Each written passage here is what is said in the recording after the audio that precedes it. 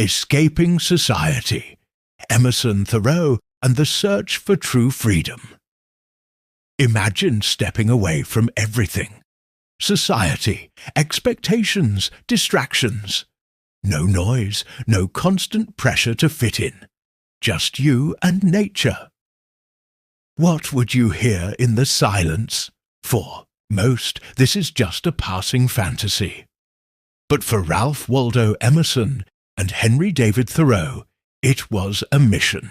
They weren't just escaping the world, they were trying to find a better way to live. In the 19th century, as America became more industrial, more mechanical, more obsessed with success, a group of radical thinkers chose a different path. They believed that true wisdom, true freedom, and true purpose couldn't be found in cities, books, or institutions. They had to be discovered within. These were the Transcendentalists, rebels of thought, prophets of self-reliance, and pioneers of the idea that the answers to life's biggest questions are not out there, but inside you, and in a world consumed by social media, corporate jobs, and an endless chase for more. Could their message be more relevant than ever?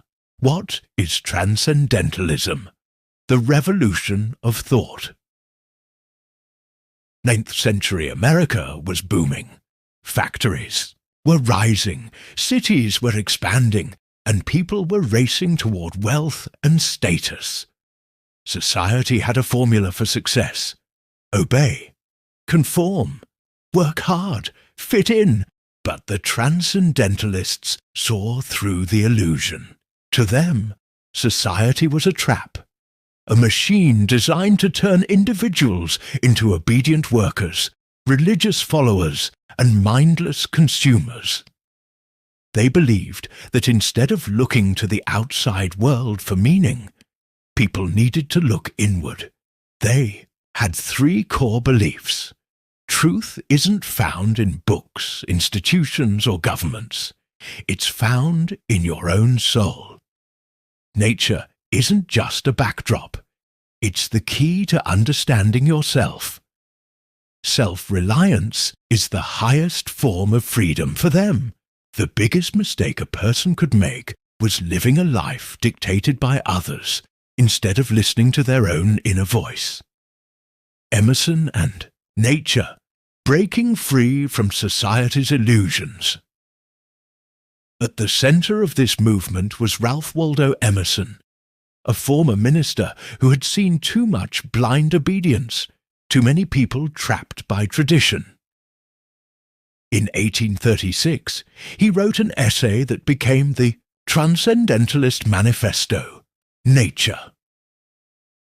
He argued that people were so absorbed in their daily routines, their jobs, and their worries, that they had forgotten how to truly see the world. His challenge: step away from the noise, leave behind the artificial world, go into nature, and see reality for what it truly is. He wrote, "To go into solitude, a man needs to retire as much from his chamber as from society." He believed that nature was the one place where the human soul could truly awaken, where people could stop playing roles and start becoming who they really are. Thoreau, the man who took it further. While Emerson wrote about breaking free, Thoreau actually did it. In 1845, he left behind the comforts of society, built a small cabin near Walden Pond, and spent 2 years living in complete solitude. He wasn't just taking a break, he was testing a theory. Could a person be truly free without money, without possessions, without society's rules?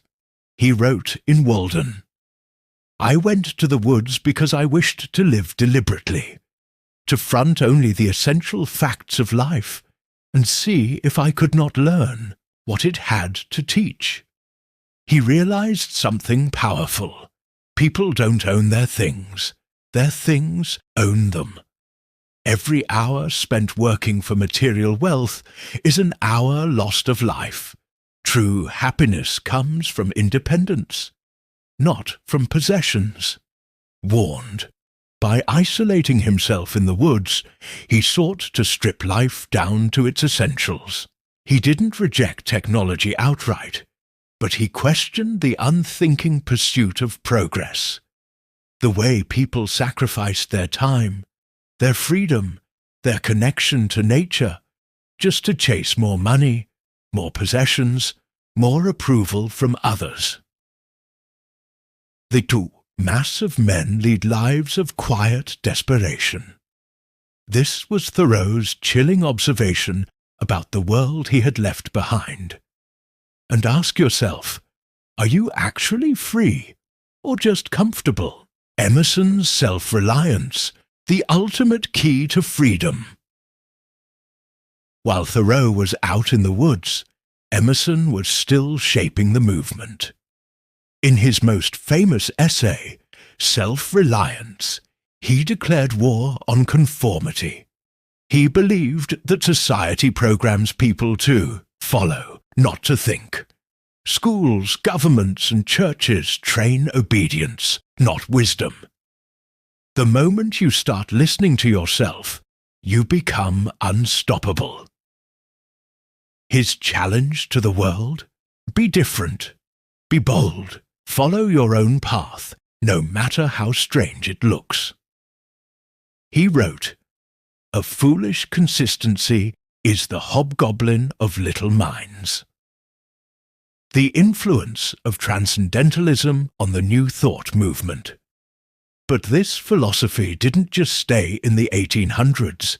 It evolved, it grew, and it inspired something huge, the New Thought movement.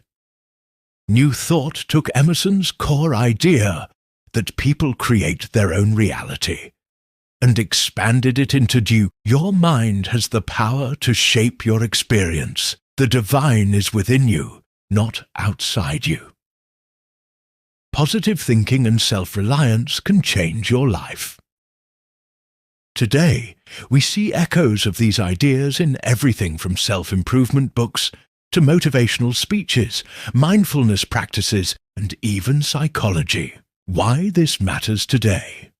At first glance, Transcendentalism might seem like an old, outdated philosophy.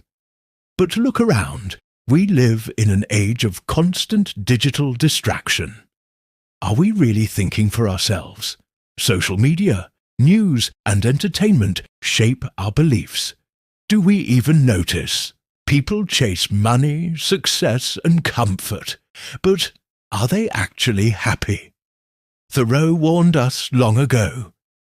The cost of a thing is the amount of life which is required to be exchanged for it. What do we actually need to be happy? Are we living deliberately, or are we just following the script society has written for us?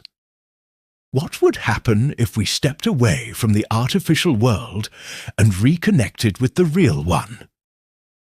Because sometimes the greatest act of rebellion isn't fighting the system, it's walking away from it.